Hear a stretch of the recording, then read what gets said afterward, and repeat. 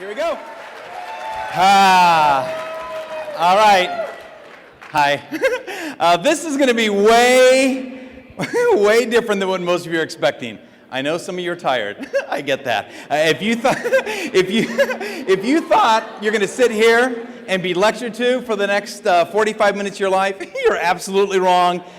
This is going to be really fun. Being able to laugh at yourself, being able to find the joy in things that happen to you that you wish didn't happen. As a matter of fact, the most ridiculous thing that's ever happened to me my entire life, what I'm going to tell you right now is my all-time favorite. In Texas, there's a chain of restaurants called Taco Cabana, all right? Taco Cabana is really good. To me, I love it. It's kind of like Taco Bell, except Taco Cabana serves food. And so every time, no, I'm just serious. And so every time I go to Texas, I eat there because it's only located in the state of Texas, for the most part. They're really great. And again, here's one great thing about Taco Cabana, is that part of the branding for the name of Taco Cabana and the restaurants is they built them all pretty much off the same blueprints. So when you walk into Taco Cabana, you know what to expect. You know where the counter is going to be, you know where the salsa bar is going to be, where the table configuration is going to be. It's all pretty much exactly the same. Starbucks are kind of the same. McDonald's are kind of the same, but Taco Cabana looks exactly the same. So conceivably, you could be anywhere all over the state of Texas and technically forget where you are because, you know, they all look exactly the same, right? They all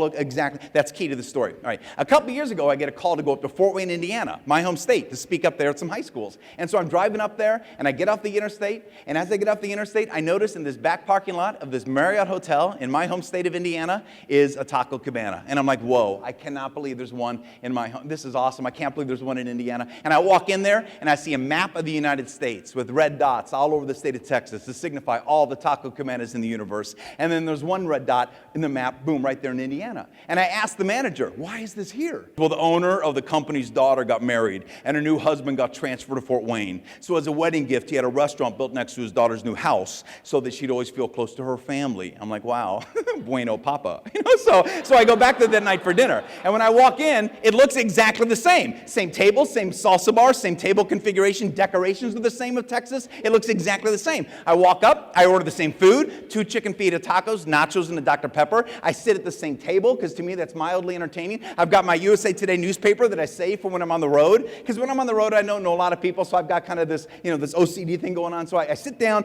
and I look around. It looks like Texas. It looks like every Taco Cabana I've ever been in the state of Texas, and I'm just so thankful to be there, and I start enjoying my Taco Cabana feast. 5 minutes into dinner, a guy sits at a table next to me. Everything I'm telling you right now happened in a flash. I look at the guy. I notice he has on an Indiana University sweatshirt. It's a red sweatshirt, white letters. All it says is Indiana. I'm like, oh my gosh.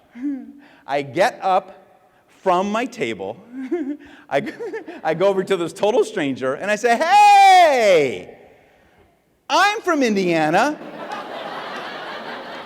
Honest to God. He looks at me, he's like, yeah. And I'm like, where are you from? He's like, frickin' Fort Wayne. I'm like, oh my gosh, I'm in Indiana. And that's it. I mean, I've never been so freaked out in my entire life. I mean, first of all, what am I going to say? I can't say, you know, I thought I was in Texas, you know, and so I say nothing. I'm like, oh, and I sit back down. Now, it's one of those times you wish you were a kid. If you're a kid, it's okay to move away. I can pick up my tray, move somewhere else in the restaurant to get away from the bad man, you know, but when you're an adult, that's kind of weird. And so now I'm sitting there, and we're not leaving. Neither of us is leaving. We're still eating because the food's too good. And so as I'm eating really fast, my brain starts replaying exactly what happened, and I realize how ludicrous this entire situation was, and I start laughing out loud. Now, if you laugh with friends in public, that is acceptable in these United States. If you laugh by yourself in public and there's refried beans and nasal cavities, that's a Class B felony. And so the guy is absolutely enraged. And he gets up and he walks out of the restaurant, and I didn't know what to do. I wanted to go after him. I wanted to explain myself because I knew he was upset. I knew he was mad. I knew he really thought I was making fun of him, which was not the case. The case was, I am an idiot. You know, that's basically it.